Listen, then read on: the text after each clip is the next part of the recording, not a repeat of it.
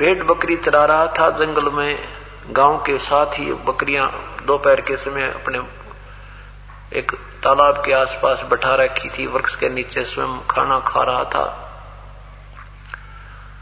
इतने में परमेश्वर एक जिंदा महात्मा रूप बना के कबीर साहब वहां पहुंच गए और सलाम वालेकुम किया।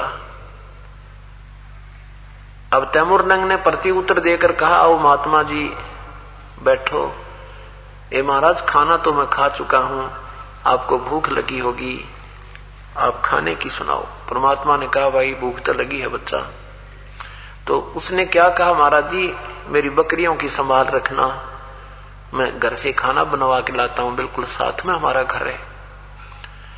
और चलते दफा 2 बार कहा, महाराज जी ध्यान रखियो मैं बहुत गरीब हूं, हमारी एक भी बकरी अगर गुम होगी तो मेरे से पूरी नहीं होगी। परमात्मा ने कहा, बेटा चिंता ना कर, तू जा। अब घर पे आया, उसकी मां से कहा, मां एक महात्मा रास्ते चलता है, बड़ा भूखा है। क्योंकि जैसा संस्कार बच्चा घर में देखता है वो ज्यों की तो भावना बनी रहती है। वही मां जो मां को आते जातों को प्रार्थना करके भाई खाना जरूर खा के जाना है, ऐसे ही उन्होंने महात्मा जी इसकी तरफ के लिए कहा। तो मां से आकर कहा, मां एक महात्मा बहुत भूखा है, रोटी बना दे। घर में 2 रोटी का आटा शेष था, बस मां ने तुरंत आटा रोटी बना दी और कहा, बेटा तू ऐसे बकरी छोड़कर मत आया कर, हम बहुत गरीब हैं और कोई बकरी एक भी गुम होगी तो बेटा कैसे पूरा पटेगा। तो उसने कहा, तैमूरलंग ने कहा, मां वो महात्मा कह रहा है कि बेटा तू चिंता ना करिए, मैं कति रुखाड़ा हूं। अब दोनों मां बेटा, मां ने सोचा चलो मैं महात्मा के दर्शन भी कर आऊंगी और बर्तन वापस ले आऊंगी। दोनों मां बेटा लोटा पानी का लेकर 2 रोटी बनाकर आ गई। महाराज जी के सामने रोटी रख करके माई कहने लगी, हे महात्मा जी हम बहुत गरीब हैं, महाराज जी हम बहुत बहुत ज्यादा घाटे में हैं, बहुत टोटा है हमारे यहाँ, बहुत दारिद्र हैं। ए भगवान को दया करो, कुछ जंतर मंत्र बता दो, हम धनवान हो जावा। परमेश्वर ने कहा, बेटी तुम मुझसे उपदेश लो, मैं तुम्हें भक्ति मार्ग बताऊंगा, वो साधना तुम कीजिए, तुम धनी भी हो जाओगे, ठाठम ठाठ हो जाएंगे, तुम मुक्त भी हो जाओगे। तुम भक्ति ठीक नहीं कर रहे हो, जो साधना तुम कर रहे हो 5 बार की नमाज और ये रोजे रखते हो, ये परमात्मा पाने की या धनवान होने की, कर्म संस्कार बदलने की नहीं है। और साथ में तुम मांस खा रहे हो, ये मांस खाना महापाप है। तो काफी बात कही। माई ने कहा, जी हमारे तो ये प्रसाद रूप में खाते हैं, हम वैसे मांस नहीं खाते हैं। परमात्मा ने कहा, प्रसाद और मांस का के मेल बेटी, खीर बनावे हलवा बना ले, ये तो दूसरे के बच्चे नहीं, तेरे बच्चे ने कोई मार कर अपना प्रसाद बनाओ, तुझे कैसा लगे। कलेजा पकड़ कर बैठ गई माई ने, बोली नो ना को महाराज जी मेरे बेटे की तरफ, मेरे बेटे को क्यों मारे। तो माई जैसा दर्द आपने हो वह ऐसा जान बिराने, अब आप एक बकरी के बच्चे को मार कर खाते हो, क्या उस मां को दर्द नहीं।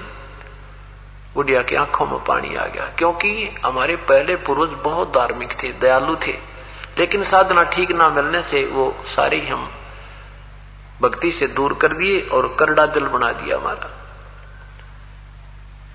और कहा, बेटी मैं बताऊंगा तो साधना तुम्हें सारा सुख देगी। काफी समझाई तो माई ने कहा, ठीक है महाराज जी। और साथ में ये भी कहा कि मैं तुम्हारा अन्न नहीं खाऊंगा जब तक तुम मेरा उपदेश नहीं लोगे।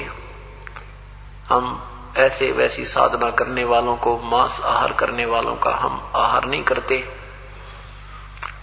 तब माई ने उपदेश ले लिया और तैमूरलंग ने भी दे लिया। दोनों माँ बेटा ने भगवान का उपदेश ले लिया। भगवान खाना खाने लगे। एक ही रोटी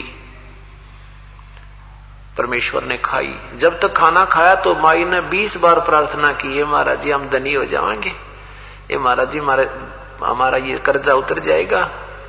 अब देखो अंधा आंखें मांगता है, बांझ पुत्र मांगती है, निर्धन धन ही मांगता है। भगवान तो फिर बाद में मांगेंगे जब ये रिक्वायरमेंट पूरी हो जाएंगी। तब क्या कहा, अब परमात्मा ने क्या किया, वहां एक बकरी बांधने की बेल पड़ी थी, लोहे की चैन सी होती है बकरी पशु बांधने की। उस बार बेल उठाई, एक रोटी खाकर जल का लोटा पीकर परमात्मा ने वह लोहे की बेल उठाई और उसको 4 बार मोड़ दिया, वह 1.5 फुट की रहेगी। और खड़ा होकर के उस तैमूर लंग की कमर में परमात्मा ने 7 बेल मारी नो, 1 2 3। अच्छा कड़ाका उठता दिखे पर दर्द ना हो, वो ऐसा मारे जैसे लाडों में मारा करे, प्रेम में मारते। और फिर मारे मुक्के और लात। अब माई ने सोचा कि ये तो पागल आदमी था और मैंने घनी बार इसको कह सुन दिया, यू पागल ने मेरा बेटा कूट दिया। मन में ऐसी विचार आई, कहने लगी महाराज जी मेरे बच्चे ने कोई गलती कर दिया, आपने इसको मार रहे हो, कूट रहे हो। परमात्मा ने कहा कि ये जो 7 बार सांकल मारी है ना, ये बेल मारी है तेरे बेटे के माई, तेरे बेटे को 7 पीढ़ी का राज दे दिया, 7 पीढ़ी राज करेगी तेरा।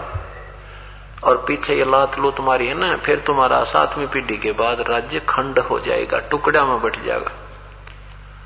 माई ने सोची ये तो बिल्कुल बुद्धू आदमी है, रोटी समय पर मिल नहीं रही और कह रहा तुम्हें 7 पीढ़ी का राज दे दिया। इतना मन में खोट माई का आया था, परमात्मा अंतर्ध्यान हो गए, सामने से ये अदृश्य हो गए, दिखे को ना। अब दोनों माँ बेटा रोने लग गए, माँ ये तो भगवान था, ये तो कोई फरिश्ता था, ये तो अल्लाह की जात थी। ओहो हमने समझा नहीं, पहचाना नहीं। अब माई कहती बेटा मेरे मन में ऐसी उठपटांग बातें आएगी, शायद भगवान नो रुष्के हो हमारे से।